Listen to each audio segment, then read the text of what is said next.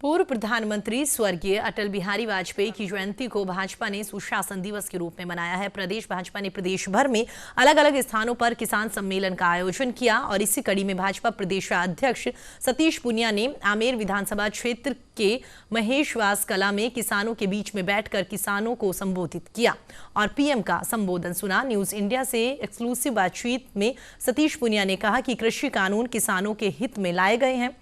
भाजपा प्रदेश अध्यक्ष सतीश पूनिया से खास बातचीत की हमारे सहयोगी लखवीर सिंह शेखावत ने। केंद्रीय कृषि कानून को लेकर चल रहे सियासी उबाल के बीच पूर्व प्रधानमंत्री स्वर्गीय अटल बिहारी वाजपेयी की जयंती पर भारतीय जनता पार्टी ने प्रदेश भर में अलग अलग स्थानों पर किसान सम्मेलन का आयोजित किया है।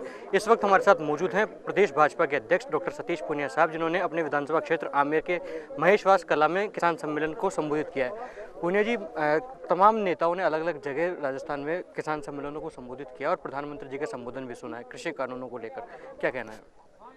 आज एक ऐतिहासिक दिन था जब माननीय प्रधानमंत्री जी ने विश्व की सबसे बड़ी किसानों को डायरेक्ट बेनिफिट ट्रांसफर स्कीम के जरिए 9 करोड़ किसानों को 18,000 करोड़ रुपए ट्रांसफर किए। आज एक और अच्छा अवसर था, आज प्रधानमंत्री श्रद्धेय स्वर्गीय अटल बिहारी वाजपेयी जी की जयंती भी है, जिसको हम लोग सुशासन दिवस के रूप में मनाते हैं। तो संयोग थे दो, और ख़ास तौर पर प्रधानमंत्री जी ने आज कृषि बिलों के बारे में जो भी भ्रांतियां थी, जो प्रश्न थे, उनका समाधान भी किया।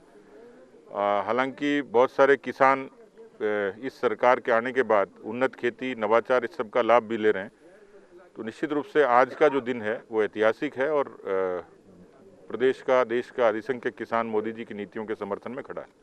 कानून को लेकर लगातार विरोध जारी है, लेकिन अटल जी की जयंती को आज चुना गया इस संबोधन के लिए। क्या ये माना जाए कि जो केंद्र सरकार है वो अब वापस जो ये कानून है इसको लेने के मूड में नहीं, और जो कृषि बिलों को लेकर जो आंदोलन कर रहे हैं किसान, जो संशोधन की मांग कर रहे हैं, क्या संशोधन भी अब होगा या नहीं होगा, ये सवाल। सरकार ने कहा है कि कृषि बिल किसानों के हक में, इसलिए वापसी के बारे में तो सरकार ने स्पष्ट कर ही दिया है, लेकिन उन्होंने ये कहा है कि सुझाव होंगे उनका हम स्वागत करेंगे। 25 बार से भी ज़्यादा वार्ताएं हुई हैं और सकारात्मक तरीके से ऐसे कोई सुझाव, संशोधन होंगे उसके लिए सरकार ने विकल्प खुले रखे हैं। लेकिन आज का दिन इसलिए चुना कि इस देश में आज़ादी के बाद किसानों के सुधारों की जहाँ तक प्रश्न है, किसान क्रेडिट कार्ड, प्रधानमंत्री ग्राम सड़क योजना, फसल बीमा, इसके जरिए देश में पहली बार शुरुआत हुई थी। ये दिगर बात है कि कांग्रेस को बहुत लंबे अरसे तक अवसर मिला, लेकिन उन्होंने बातें ज़्यादा की, काम कम किया। इस सरकार ने काम भी किया और एक ऐसा रोड मैप किसानों के हकों के लिए तैयार किया है जिसके आने वाले समय में उसके ज़्यादा सुखद परिणाम और देखने को मिलेंगे। राजस्थान से किसान भी कल दिल्ली कूच करने की बात कर रहे हैं। एनडीए के घटक दल के संयोजक, आरएलपी के संयोजक हनुमान बेनीवाल ने ऐलान किया है कि 2 लाख किसानों के साथ वो दिल्ली कूच करने जा रहे हैं। कितना महत्वपूर्ण मानते हैं उनके ऐलान को? देखिए, उनके ऐलान के बारे में तो वो ज़्यादा जाने, मैं उसके बारे में ज़्यादा बात नहीं करूँगा। बाकी देश में 1700 राजनीतिक दल हैं, वो अपने अपने तरीके से राजनीति करते हैं, लोकतंत्र इसकी इजाज़त देता है। भारतीय जनता पार्टी लगातार कह रही है कि धरातल पर इन कानूनों का विरोध नहीं है, किसानों को समझाइश की कोशिश की जा रही है, लेकिन एनडीए के घटक दल के संयोजक को भाजपा समझा नहीं पाई। उसकी आवश्यकता नहीं है। मैंने कहा ना कि उनका अपना एजेंडा है, उनकी अपनी समझ है।